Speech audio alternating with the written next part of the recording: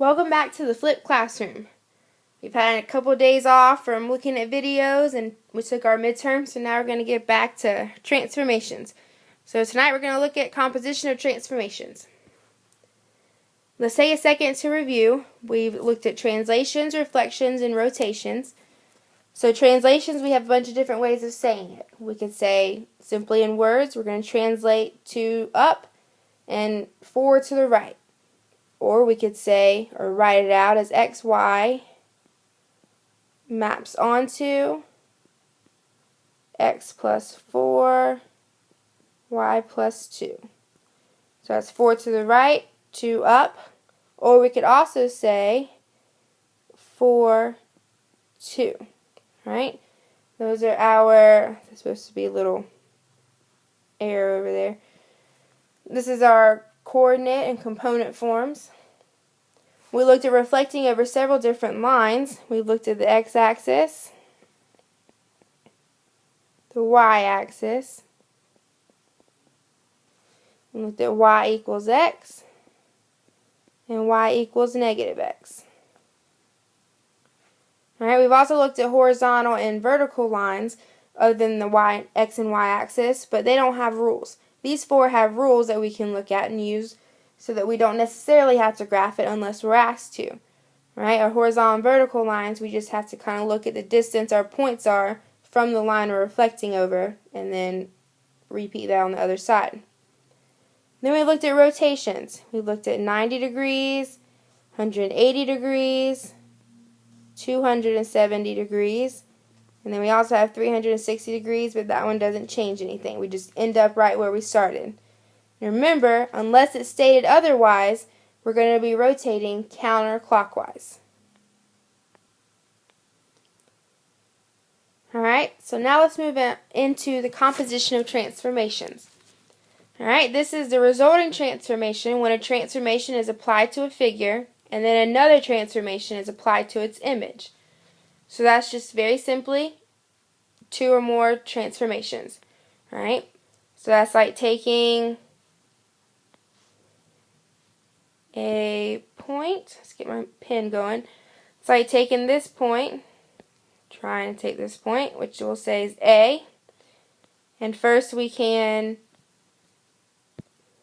this pen is just going to drive me insane. So first we'll translate it. So that's A prime. Alright, and then we might rotate it. So that would put us 90 degrees over here somewhere. So that's our A double prime. So our composition is just going from A to A double prime. Right? We have at least two transformations in there. Now we've already looked at some of these, and you may not have realized that it was a composition, but we've looked at reflecting across parallel lines. We did that activity on the big graph paper. We had two horizontal lines that we reflected over, and we were able to summarize and say that it's the same as if we were just to translate that pre-image twice the distance that's between the parallel lines. So for us, the distance between the parallel lines was 5, so we found out that we could have just translated up 10 units. We also looked at reflecting across intersecting lines. Alright, we had our y-axis and then y equals x, and we were able to find that it's the same as rotating. Right? And for us, it's our angle between the y-axis and y equals x was 45 degrees, and we found that we could have just rotated the pre-image 90 degrees to get to our second image, our final image. Alright, so another important composition of transformations is going to be the glide reflections. So you're going to want to write this one down. Glide reflection is just a composition of a translation followed by a reflection in a line parallel to the translation vector. We kind of looked at this, and some of you guys may have even heard us talking about it, where we tried this on our geometry sketchpad, but we had a different version and it didn't work out as we had anticipated. So we were supposed to have footprints. That's an absolutely terrible footprint. It's some deformed foot. Right? And then our tutorial that we were looking at said to first translate it up,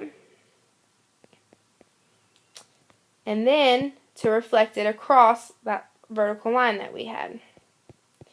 right? And if we kept doing this, we'd eventually get to footprints. Alright, now this translation vector and being parallel to it, all that's saying is that this line down the middle is our translation vector. So first we're going to translate our pre-image, this green foot, up because it's got to be parallel to that translation vector, right? So the goal is that it's going in the same direction. So our footprints are all walking in the same direction because we're going parallel to that translation vector and then reflecting across it. Alright, and that's all a glide reflection is. Now we're going to look into an isometry. Alright, an isometry is a mapping for which the original figure and its image are congruent. Alright, so for example, let's look at a translation. So if we were to take a translation, and we'll take this triangle, and we'll translate it to the right, 8 units. And I don't have anything marked on here, but we'll say 8 units is right here. Alright, and now looking at mine, obviously they're not going to be exact, but our triangles look like they're congruent. And then if we think about our points, all the points are still going to be the same distance.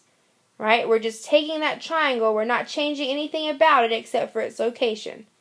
So the pre-image, right over here, is congruent to our image. So whenever we do a translation of an object, it's an isometry because nothing changes. Both the image and pre-image are congruent to each other. Alright, so make sure you have this stuff written down. And we'll come into class on Monday and we'll get started going even deeper. Have a good weekend.